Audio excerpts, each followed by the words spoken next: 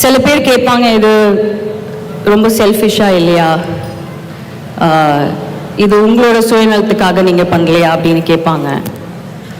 ஆமாம், இதில் சுயநலம் இருக்குது. ஆனால் இந்த சுயநலத்துக்கு பின்னாடி இருக்கிற அந்த பொதுநலம்தான் இதை வித்தியாசமாக இதை நியாயப்படுத்துதுன்னு நான் நம்புகிறேன். இந்த கொலாபரேஷன் ஏன் வித்தியாசமாக இருக்குது, ஏன் நியாயமாக இருக்குன்னா,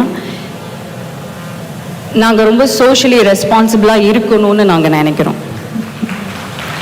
எஸ், இது எல்லாருக்குமே ஒரு பிஸ்னஸ் தான், எல்லாருக்குமே பணம் வருது, உங்கள் எல்லாரும் வீட்டுக்குமே பணம் வருது. அது ரொம்ப சந்தோஷமான விஷயம் தானே.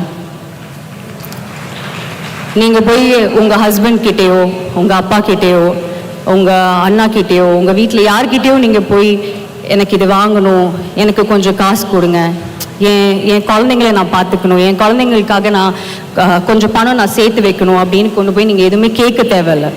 ஏன்னா நீங்களே உங்களுக்கு என்ன தேவையோ நீங்கள் அதை பண்ணிக்கிறீங்க.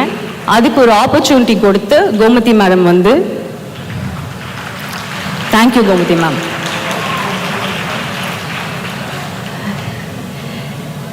இந்த கொலாபரேஷன் ஏன் ரொம்ப முக்கியமானதுன்னு நான் சொன்னேன்னா, மென்ஸ்ட்ரல் ஹெல்த்தும் அதை பற்றின அவேர்னஸ் இன்னும் நம்ம நாட்டில் இருக்கிற ஒவ்வொரு பெண்ணுக்கும் போய் சேரலன்னு நான் நினைக்கிறேன். நிறைய பேர் அவேராக இல்லை. இப்போது இதுக்கு முன்னாடி பேசின கோபிநாத் சாராக இருக்கட்டும், விக்கி சாராக இருக்கட்டும், எல்லாருமே அவங்க எக்ஸ்பீரியன்ஸ் சொல்லிட்டு இருந்தாங்க. அவங்க வீட்டில் எப்படி இருந்திருக்கு, எப்படி நம்ம வேறு பேர் வச்சு ஒரு சானிட்டரி நாப்கினை நம்ம சொல்கிறோம், எனக்கு அது வாங்கிட்டு வாங்கலை, இது வாங்கிட்டு வாங்கலை அப்படின்னு நம்ம சொல்கிறோம். எப்போவுமே நம்ம எந்த சானிட்டரி நாப்கினோட பேர் நம்ம இது வரைக்கும் எடுத்ததும் கிடையாது, சானிட்டரி நாப்கின்னு சொன்னது கிடையாது. இன்றைக்கி நம்ம ரொம்ப தைரியமாக ஒரு மேடையில் இவ்வளோ ஆண்கள், நம்ம இவ்வளோ பெண்கள் எல்லாரும் தைரியமாக சானிட்டரி நாப்கின் அப்படின்னு நம்ம சொல்கிறோம். அதுவே ரொம்ப ரொம்ப மிகப்பெரிய மாற்றம் அப்படின்னு நான் நினைக்கிறேன். ஸோ இந்த அவேர்னஸ் நாங்கள் என்ன நினைக்கிறோன்னா, இந்த அவேர்னஸ் நம்ம நாட்டில் இருக்கிற ஒவ்வொரு பெண்ணுக்கும் போய் சேரணும், அவங்களுக்கு அது புரியணும். அவங்களுக்கு அது புரிஞ்சிடுச்சுன்னா அதுக்கப்புறம் அவங்க பார்த்துப்பாங்க. அவங்களோட ஹெல்த்தை ரொம்ப பார்த்துக்கிறது ரொம்ப ரொம்ப முக்கியமான விஷயம். ஸோ ஃபெமினைன்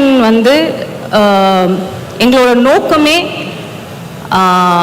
இந்த அவேர்னஸ் க்ரியேட் பண்ணணும். அந்த அவேர்னஸ் க்ரியேட் பண்ணி அதுக்கு